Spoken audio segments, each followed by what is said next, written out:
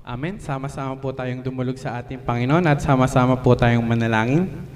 Hallelujah. Father God in heaven, we thank you so much for this morning na ipinagkaloob mo. Maraming salamat po sa buhay at kalakasan, sa guidance mo po, Ama, sa pang-araw-araw namin buhay, sa kaligtasan na ipinagkakaloob mo. Maraming salamat po.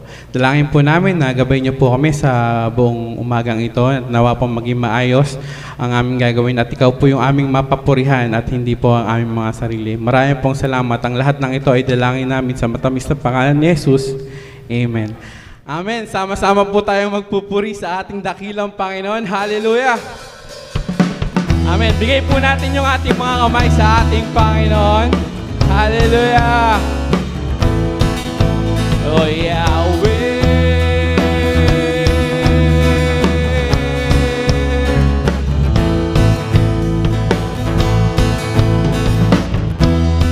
Marinig ko lamang ang tinig mo, madama ko lamang ang yakap mong lubos. Ako'y tatakbo, di susuko. Alam kong di ako mabibigo. Lilipad tulad ng alay.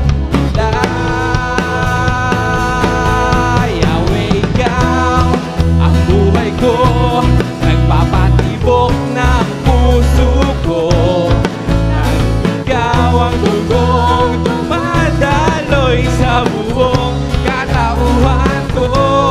Yahweh, ikaw ang dahilan kung ba't ako'y nabubuhay.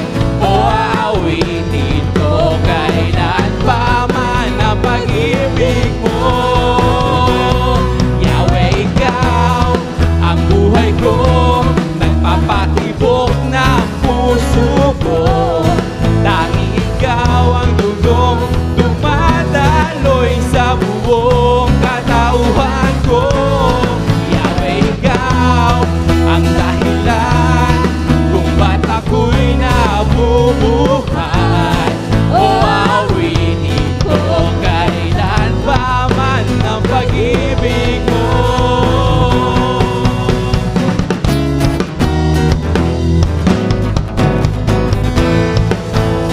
Hallelujah!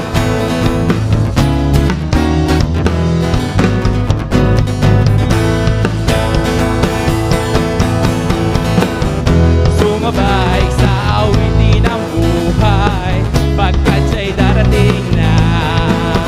Sumigaw sabay-sabay kay Jesus nating tunay, pagkat siya'y darating na. Sumigaw, sumabay sa awitin ng buhay, pagkat siya'y darating na. Sumigaw sabay-sabay kay Jesus nating tunay, pagkat siya'y darating na. Hallelujah! Mula hilagat, timog o kanluran, at sa silangan iyong makikita, kadakilaan at kaluwalhatian ng ating Diyos na makapangyarihan. Kung nais mong maging malaya, huwag mo nang pipigilan pa. Sumayaw, sumabay sa awitin ng buhay, pagkat siya'y darating na. Sumigaw sabay-sabay kay Jesus nating tunay, pagkat siya'y darating na.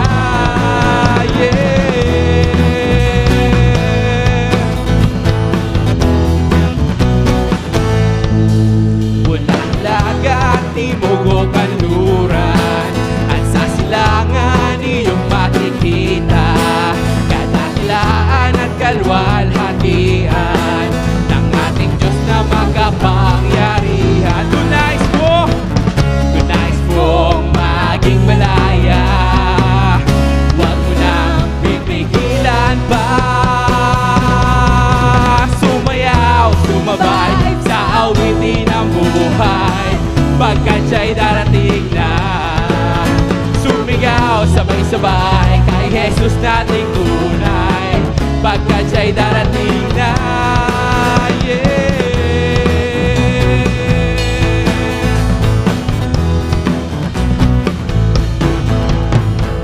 Kung nais mong maging malaya, huwag mo nang pipigilan pa.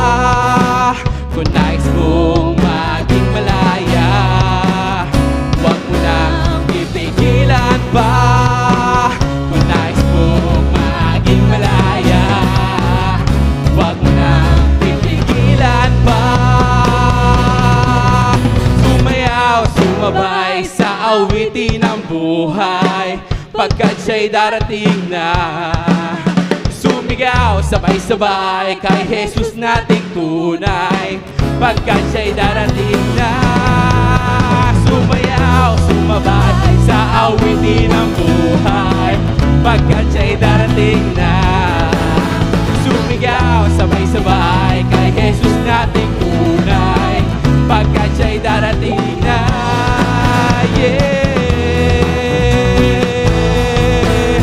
Darating na ang Panginoon. Hallelujah!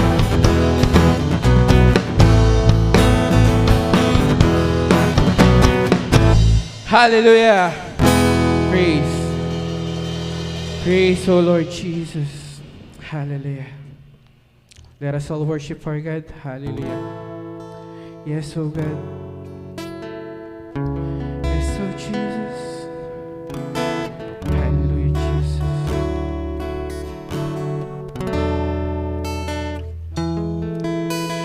Kailanman, O Diyos, Ikaw ay tapat, hindi nagbabago. Kailanman, O Diyos, pag-ibig mo'y wagas, ito'y walang hanggan. Pangako mo'y di mo iwan, hindi mo kami pababayaan. Anumang pagsubok ang dumaan, ako'y ligtas at sa'yo'y mananahan. Yes, O Jesus.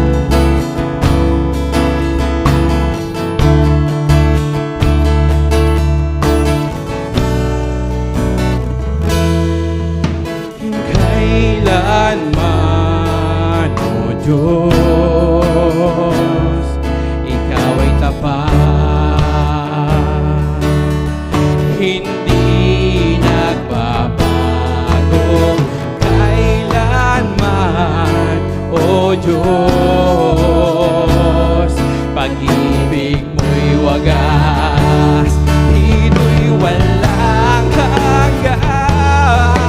Pangako mo'y di mo iwan, at hindi mo kami pababayaan. Ano bang pagsubok ang dumaan, ako'y ligtas at sa'yo'y mananahan. Yes,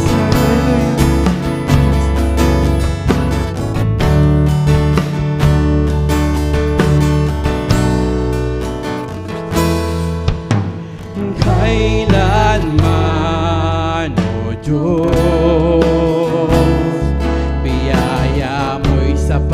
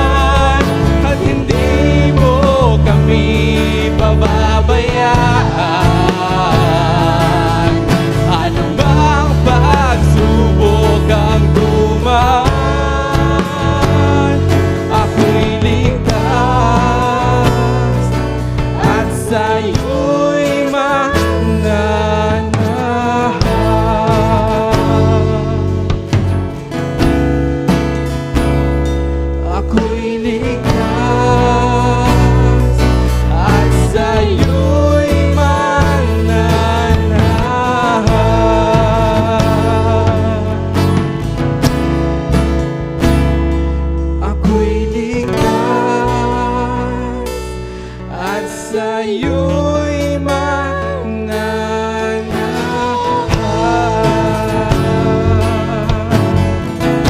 Yes, hallelujah, Jesus. Hallelujah, Jesus. Praise the Lord, Jesus. Hallelujah.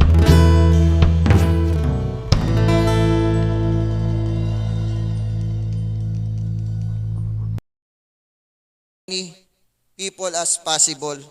Pero ang problema po, yung heart ko for soul winning ay nawala. So today, ito po yung ating aaralin, the heart of soul winning.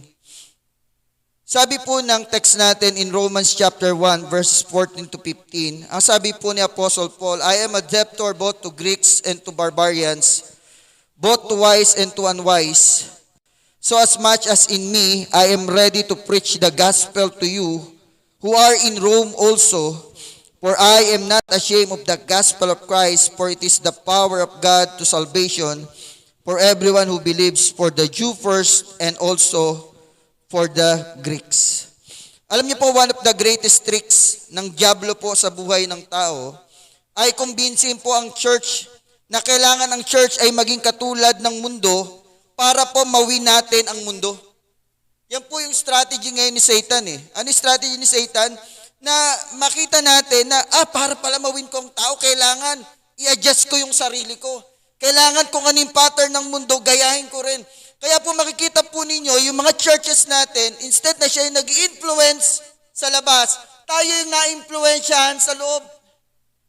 Kung titingnan natin yung churches natin ngayon, pwede nating tanungin, ito ba yung church na sinimulan ng Panginoon? Bakit? Sapagkat sa dami natin na gustong strategy, mga kaparaanan, we try to adjust and we try to accommodate what the world's offer. Kung ano yung gusto ng mundo, yun yung sinunod natin. Mga kapatid, the greatest threat to the church is not persecution by the world, but the church becoming like the world. Ang pinaka-persecution na meron po tayo, sa totoo lang po, ay hindi yung galing sa labas, papasok, kundi tayo mismo na, sapagkat tayo ngayon ay kumikilos at umaakto na para bang tayo ay kaysa ng sanlibutang ito. Nawala na po yung purity, nawala na yung holiness, nawala na po yung commitment natin to the Word of God, sapagkat inadapt natin yung kaparaanan ng mundo sa ating mga iglesia. So marami po mga pastors na tinangkilik nila kung ano-ano yung mga gimmick na kung titingnan natin ay culturally, biblically, ay hindi po natin matatagpuan sa Biblia. Pero for the sake ng ang gusto natin ay makakuha ng maraming tao, we try to modify, we try to adjust the church itself. Instead ng church ang mag-influence, we allow the world to influence us. Kaya naman po ang problema ngayon, we lost the heart of soul winning. Evangelism is more than a task or a method. It is a lifestyle. Ulitin ko po, evangelism is more than a task or a method. It is a lifestyle. More than a project, more than a church program, more than a system, it is a way of life. Mari pong nasa G12 tayo, mari sabihin natin, kailangan ko mag-win ng soul kasi system ito eh. G12 system ito, but we forgot that it should be a lifestyle. Kaya nga po napansin ko rin sarili ko, sabi ko kung I was called as an evangelist and it is a Christian role, dapat whether ito ay part ng program, whether ito ay part ng system, wala mang program, wala mang system, dapat ito yung lagi kong ginagawa.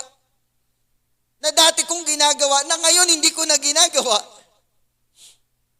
Alam niyo po, nung kapanahunan na yung mga young people kami, ako, sila Pastora Mark, si Pastora Annie, sila Pastor Edgar, tuwing pong galing ako na Mayay, pauwi po ng Malabon, sa loob ng bus, I was sharing the gospel to as many people, nakasabay ko sa bus. Pero ngayon po, pag sumasakay ako ng bus, natutulog na lang ako. I never talk to people, I never talk to someone nakatabi ko sa phone, pero dati po, lagi ako nag-share, pero ngayon, wala na po iyon. Sabi po ni Charles Spurgeon, soul winning should be the main pursuit of every true believer. Ulitin ko po, sabi po ni Charles Spurgeon, soul winning should be the main pursuit of every believer. Kung meron tayong laging hinahangad, sinisikap sa buhay natin, ay ang makapag-win ng soul. Alam niyo po, meron po akong research na ginawa, no? Because we are talking about the heart of soul winning. Alam niyo po, meron pong mga hayop, mga kapatid, na magugulat kayo, napakarami nilang puso. Ayon po sa study, ang squid at ang octopus, no po, ay meron po silang 3 puso. Yung squid at octopus po. Yung hagfish po, meron din po siyang 3 puso. Okay? At di lang po yun, yung tinatawag po nating African nightcrawler, yung pong bulate. No po? Ito pong bulate, magugulat po kayo, meron po siyang 5 puso. Kaya po yung bulate, hatiin yung man yan, nabubuhay. Why? Because it has 5 hearts.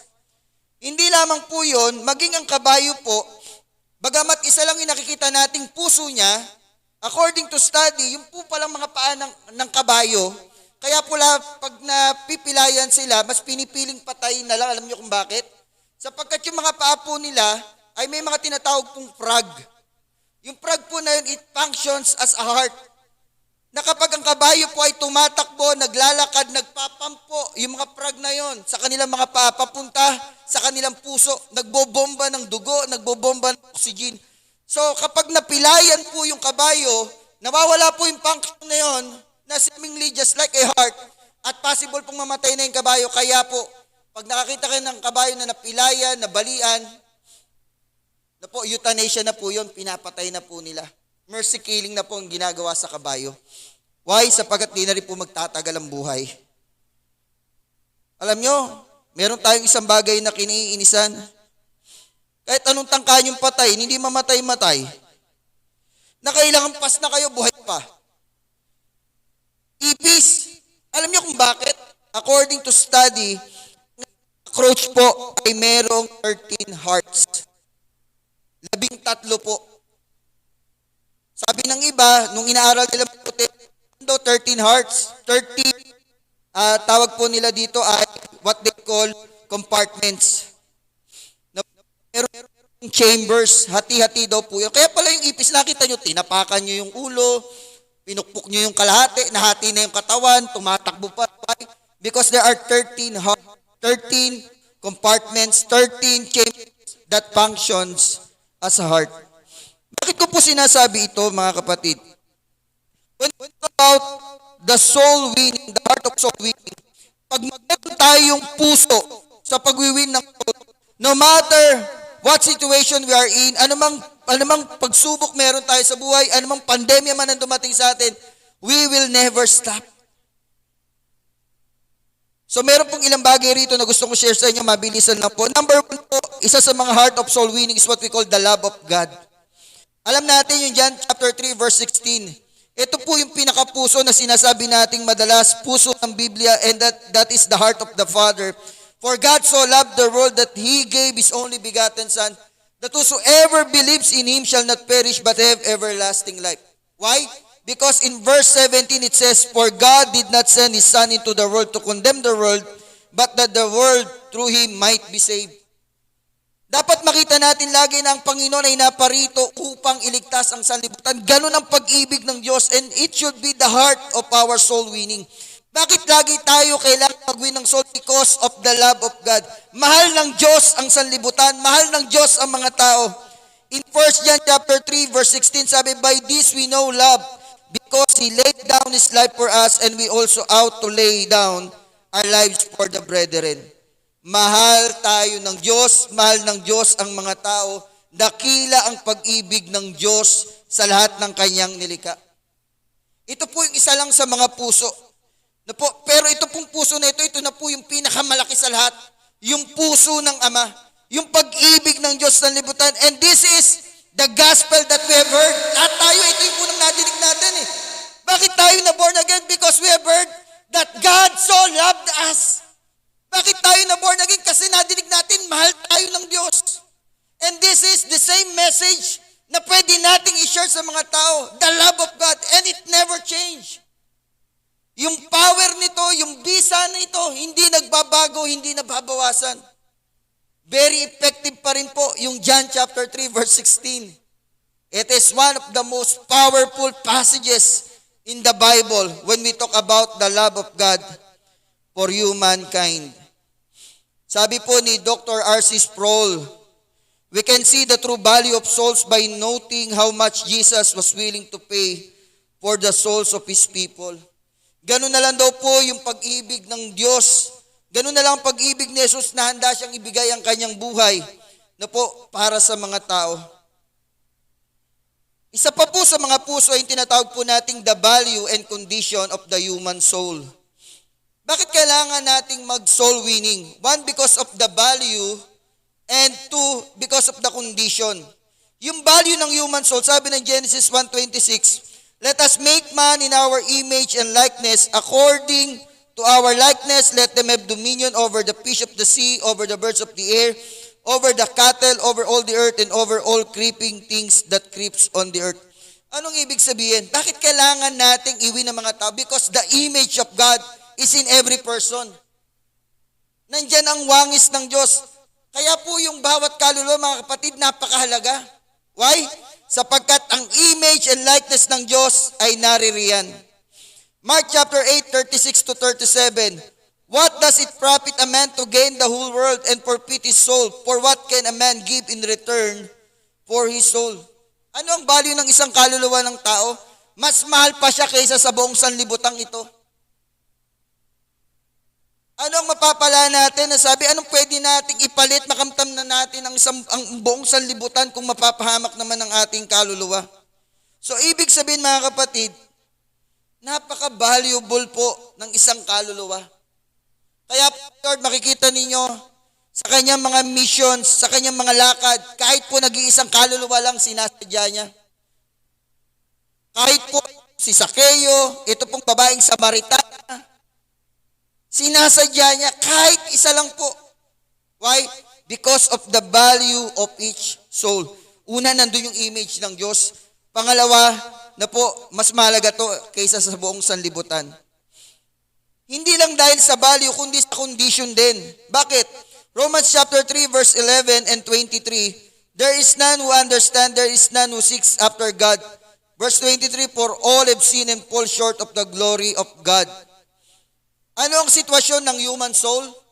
Papunta sa kapahamakan. The image and likeness of God ay nasa soul na ito. Yung value ng soul na to ay higit pa sa sanlibutan. Kaya lang, yung soul na ito mapapahamak. Yung soul na ito papunta sa damnation. Romans chapter 6 verse 23, for the wages of sin is death, but the gift of God is eternal life in Christ Jesus our Lord. Mga kapatid, ano pong sinasabi ng talata? Bakit kailangan nating mag-soul winning? Because of the value and the condition of the human soul. Valuable ito, pero at the same time, papunta po ito sa eternal damnation. Mapapahamak. Ano ibig sabihin? Yung value, masayang. Yung worth, mababaliwala. Willing ba kayo na isang magandang bagay ay mabaliwala? Willing ba kayo ng isang mamahaling bagay ay matapon na lang, masayang na lang? Kung tayo ay willing, ang Diyos ay hindi.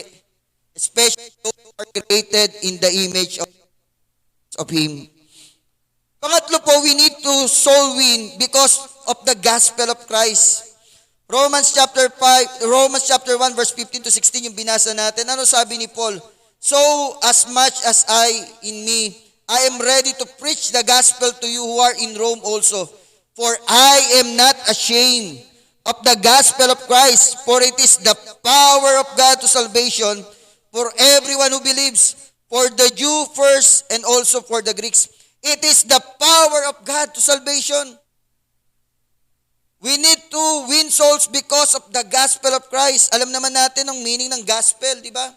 It is the birth, the life, the suffering, the death, and the resurrection of Christ. It is all about Christ. Kaya nga po sabi ron sa 1 Timothy chapter 2 verse 5 and 6, for there is one God and one mediator between God and man, the man Christ Jesus, who gave himself as a ransom for all to be testified in due time, for which I was appointed a preacher and an apostle. I am speaking the truth. in Christ and not lying, a teacher of the Gentiles in faith and truth. Ano po sinasabi po nito sa atin? Napakalaga po na makita natin ang Panginoon, makita natin ang mensahe ng Panginoon, at ito po ang naisin ng Panginoon. For us to win souls. Mga kapatid, yung discipleship po, hindi ko po binabanggit. Souls lang po muna, soul winning lang. Bakit? Sino i-disciple mo? Wala kang nga na-soul win. Madalas gusto natin mag-disciple, wala nga tayong na-soul win pa. Wala nga tayong nawi-win. Sino i-disciple natin? So we need to win souls. Yun po muna. We need to focus on that. We need to concentrate on that. Pang-apat po na puso ng soul winning is the power of the Holy Spirit. Alam niyo, napansin ko po, sabi ko, ano ba pinagbago ko noon sa ngayon? Bakit di ko nagagawa yung ginagawa ko dati? Magkakasama po kami nila Pastora Mark, Pastora Annie, nila Pastor Edgar. Ang lakas po namin sa crusade. Kung inabot niya kami, alam nila Ellen yan. Kung saan eskwelahan kami, high school, sa Mayhay, umaabot po kami ng Marinduque, Mindoro. Lagi po kami magkakasama, nag-aano po kami sa San Pablo during that time. Ang trabaho ko po sa crusade po, lagi ako nagtotok. Ngayon po, meron na lang akong katok. Nawala. And I realize, isa po sa mga puso na bakit nawawala sa atin ito is the power of the Holy Spirit. Nakalimutan natin yung Spirit for us to have that power na po to preach the gospel to people. Minsan gusto natin mag-share para bang, kaya lang makikinig ba to? Gusto mo mag-share, kaya lang may mangyayari ba? Ang isipan natin, because of the power of the Holy Spirit, minsan hindi natin napapansin, hindi natin isinasama sa ating gawain. We rely on our own knowledge, we rely on our own strength. Ano sabi ni Zechariah chapter 4 verse 6? Not by strength, not by power, but by the Spirit, says the Lord of hosts. Makakagawa tayo sa pamagitan ng banal na Espiritu. Acts chapter 1 verse 8, but you shall receive power when the Holy Spirit has come upon you, and you shall be witnesses to me in Jerusalem, in all Judea and Samaria, and to the end of the earth. Wow! Mga kapatid, we need to have that power for us to be witnesses. We need to possess that power so that we can speak boldly to people about the gospel of Jesus Christ. Acts chapter 4 verse 8, then Peter, filled with the Holy Spirit, said to them, rulers of the people and elders of the Israel. Etong si Pedro na takbuhin, si Pedro na matatakutin, si Pedro na matapang sa una pero duwag naman pala. When he was filled with the Holy Spirit, sino po ang pinagsabihan niya? Yung mga taong tinakbuhan niya, yung mga taong kinatakutan niya. Naalala niyo po, nung dinakip si Kristo, nagtatakbo na siya, natakot siya. Pero this time, hinarap niya po lahat ito. In Acts chapter 4, sabi niya, rulers of the people and elders of Israel, sinermonan niya. And filled with the Holy Spirit, si Peter po, in one preaching, ilan po na born again? Di ba? 3,000. Wow! Sabi nga ni Kuya Mark, pag tayo po na-restore, meron nga pong 7,000 daw nag-iintay. Si Peter, biruin yun, nag-sermon. One-time sermon, 3,000 ang bunga. And sabi po ron, and the Lord added to them those that are saved daily. Araw-araw may dinadagdag ang Panginoon. Why? Dahil ba magaling si Peter? Dahil ba aral si Peter?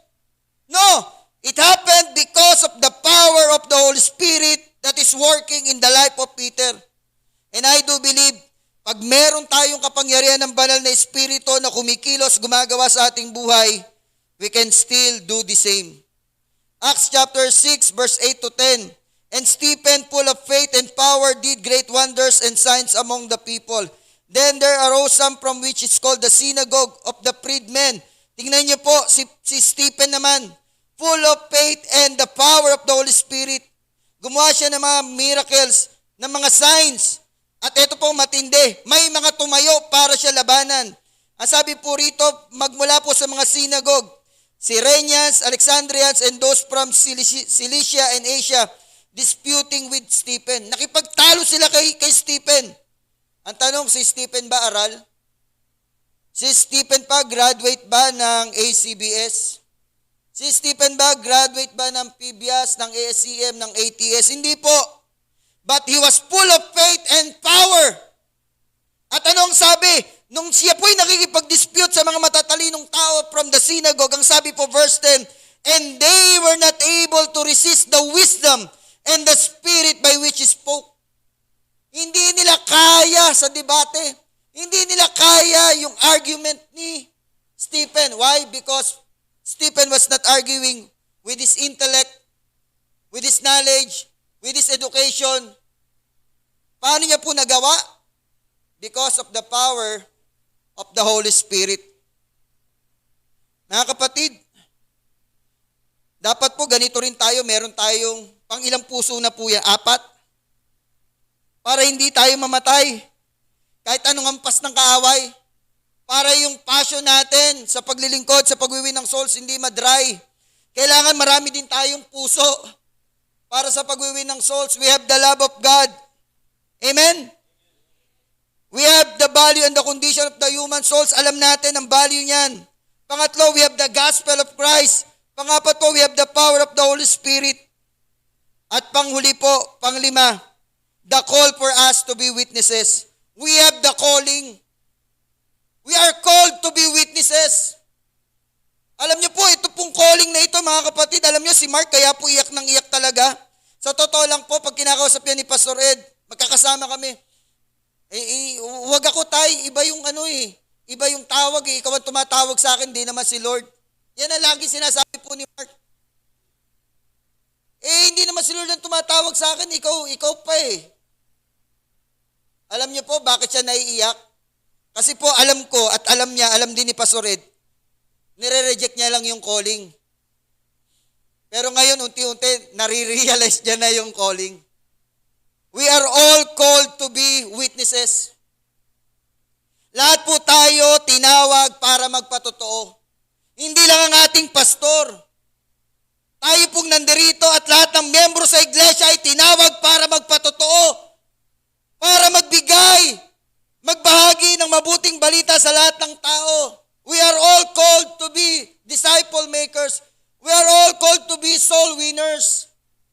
Bakit ang church hindi lumalago? Huwag niyo sisihin lang ang pastor. Why? Because it's our role. Papil nating lahat ito. Matthew 28 verse 19 to 20, go therefore and make disciples of all the nations, baptizing them in the name of the Father, the Son, and the Holy Spirit, teaching them to observe all things that I have commanded you, and lo, I am with you always, even to the end of the ages. Sabi po, Amen. Ano ibig sabihin? Do you agree that we are all called to make disciples, to go to all the nations, teaching them, baptizing them? We are all commanded. Sabi mo sa katabi mo, uy, pati ikaw, tinawag din. Di ba? Lahat po tayo tinawag para kaya nga po, yung heartaches, na po mararamdaman nyo yung bigat nung sinishare kanina ni Kuya Mark. Biruin nyo yung mga youth workers nila. Actually, excited si Pastor Ed, pinakilala nga sa atin yun, mga youth pastor, ang dami, di ba? Nabigla, ang dami nilang youth pastor. Tapos bigla ring nawala lahat. At ang masaklap po, yung kanya pong manugang pa, isa pa sa umalis. Alam nyo, nasa quarantine po ako nung kinakausap ko po si Pastor ninyo, nag-heart to heart talk po kami. Ako pare, ba't ka aalis? Paano ka ako si Tatay Ed? Talaga pong binabargain ko siya eh. Ako sino papalit kay Pastor Ed? Ikaw lang naman ang youth pastor na nandyan. Manugang ka pa. Alam niyo, talagang inaano ko na siya. Sabi niya, hindi, Pastor, ito yung sabi ng Panginoon. Alam niyo, nung narinig ko sinabi niya, sabi ng Panginoon, sige kako, di na kita ako kontrahin. Ibe-bless na lang kita. Kasi sabi ni Lord, pag kinalabang ko yan, si Lord ang kalabang ko. Sige, ibe-bless na lang kita. Alam niyo yung bigat nun. But now, sabi nga ni Kuya Mark, there were 28 young professionals na alaga po nila Ma'am Menchi, na yun po yung katuwang nila ngayon. Na po, andun yung frustrations, bakit ang pakiramdam nila pag nawala yung mga leaders, mapipilay ang church, pero hindi po, sapagat ang Diyos ay nagtatayo ng mga bagong tao. Why? Because we are called to be witnesses. 2 Corinthians chapter 5 verse 20, now then we are ambassadors for Christ. Sino po ang ambassadors for Christ? Tayo po. We are ambassadors for Christ, as though God were pleading through us. We implore you on Christ's behalf, sabi, be reconciled to God. Ang trabaho natin is to reconcile the world to Jesus. To reconcile the world to God. Trabaho po natin ito. And Acts chapter 1 verse 8, babasahin ko po ulit, sabi, but you shall receive power when the Holy Spirit has come upon you, and you shall be witnesses to me in Jerusalem, and in all Judea and Samaria and to the ends of the earth. Mga kapatid, we are all witnesses. We are called to be witnesses up to the ends of the earth. Ang akin pong misyon, pinauunawa sa akin ulit ng Panginoon, anak, tinawag kita, hindi para lang sa loob ng UEC Central. Marami sa atin nakakulong sa 4 na sulok ng building natin. It's about time for us na muling lumabas mga pastors. Hindi lang pastoran natin yung loob, kundi pastoran din natin yung mga tao na nasa labas. Pastoran din natin sila. They need us. Kailangan nila tayo. Kailangan nila tayo. Kaya nga sabi ko nga, Lord, sa tagal ng panahon, natigil ako para magsimula ulit ng gawain sa labas. Sabi ko, panahon na ulit para lumabas. Hindi po para lumipat ng church, kundi para magsimula ng mga gawain sa labas. Kailangan nating ulit mag-win ng souls. Kahit po may pandemya, naniniwala po ako, ang Diyos ay gagawa at kikilos sa atin sapagkat sasamahan niya tayo. I will end on this. Soul winning is every Christian's call and role. And more than that, it is our obligation. Ulitin ko po, it is our obligation and debt to those who have not yet heard the love of God, the gospel of Christ. Sabi po ni Paul, I will read again Romans chapter 1 verse 14 to 15. I am a debtor both to the Greeks and to the barbarians, both to wise and unwise. So as much as in me, I am ready to preach the gospel to you who are in Rome. Ano sabi ni Paul? I am a debtor. Sa Tagalog po, sabi ni Paul, may pagkakautang ako, kapwa sa mga Griego at sa mga hindi Griego, kapwa sa mga matatalino at sa mga mangmang. Kaya nga nananabik rin ako na ipangaral ang ebanghelyo sa inyong nasa Roma. Ano po sinasabi ni Paul? Mga kapatid, ang dami nating utang. Hindi ko po alam kung napansin nyo yung mga talatang ito nang sinasabi ito ni Paul. Meron tayong utang sa mga taong hindi pa nakakakilala sa kay Kristo. And the more na hindi tayo nagso-soul win, the more hindi tayo nag-share ng gospel, delinquent po tayo. Delinquent tayo. Nagkakasala tayo when we don't share the gospel to people. Utang natin sa kanila ito. Ang sabi ni Paul, may pagkakautang ako sa inyo, sa mga Griego at hindi Griego, sa kapwa matatalino at mga mangmang. Kaya nga sabi niya, nananabik ako na ipangaral. Kung ating uunawain ito, pwede nating palitan yung nananabik akong ipangaral ang ebanghelyo. Pwede nating gamit yung nananabik akong bayaran ang utang ko sa inyo. Ilang tao po yung nakakasalubong natin sa daan na hindi natin sineshare ng gospel. I don't know kung nakikita natin na may utang tayo sa taong nakakasama natin. May utang tayo sa mga taong nakakatabi natin sa upuan sa jeep, katabi natin sa upuan sa bus, katabi natin sa ating mga tahanang, kapitbahay natin, kakilala natin, katrabaho natin, sa opisina natin. Lahat ng tao, lahat ng mukha, may utang tayo sa kanila. Sa kanila na hindi pa nakakarinig ng mabuting balita. Marami tayong utang na dapat bayaran. Di ba galit tayo sa mga taong ayaw magbayad ng utang? Mga kapatid, isa rin tayo ron. Marami pala tayong utang. And the Lord is now telling us, mga anak, magbayad na kayo!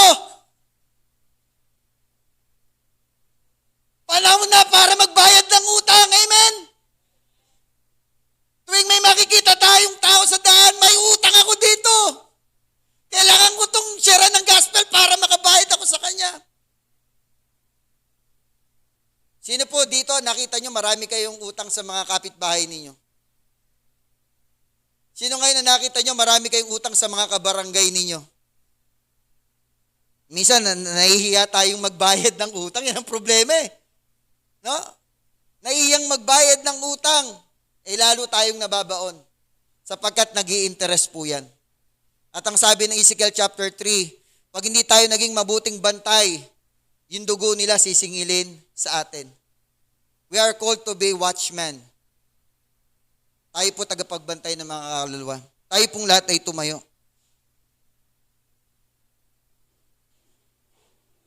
Simpleng prayer lang po. I want you to pray a simple prayer. Lord, handa na ako magbayad ng utang. Handa na ako magbayad ng utang. Magmula sa oras na to, pag uwi ko,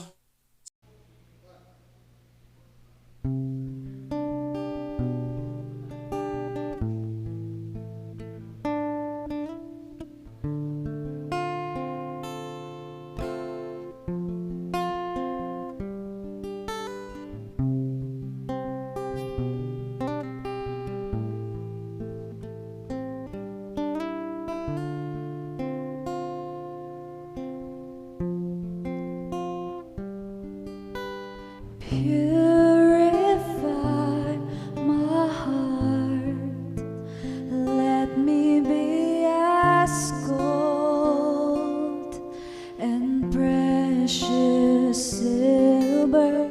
Purify my heart, let me be as gold, pure gold. Refiner's fire. My heart's one desire is to be holy, set apart for you, Lord. I just to be holy, set apart for you, my Master, ready to do your will.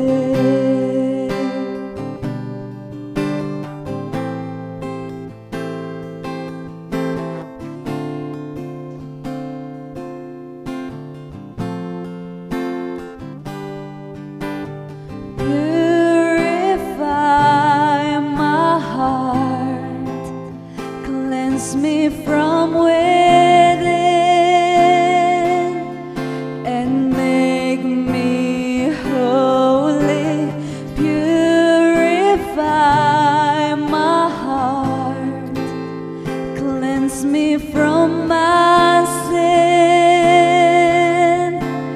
deep within, refiner's fire. My heart's one desire is to be holy, set apart for you, Lord. I just to be holy, set apart for you, my Master, ready to do your will.